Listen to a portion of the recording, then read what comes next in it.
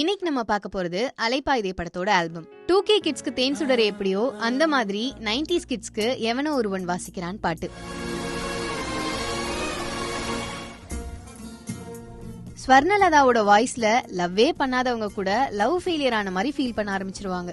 புல்லாங்குழலே பூங்குழலே நீயும் நானும் ஒரு ஜாதி உள்ளே உறங்கும் ஏக்கத்திலே உனக்கும் எனக்கும் சரி பாதி. புல்லாங்குழலோட பெண்ணை ஒப்பிட்டிருப்பாங்க. காதலன் காதலிக்குள்ள அந்த மிஸ் அண்டர்ஸ்டாண்டிங் வரப்போ எல்லாருக்குள்ளயும் ஒரு ஓவர் திங்கிங் இருக்கும்ல, அத இதுல ரொம்ப அழகா காட்டியிருப்பாங்க.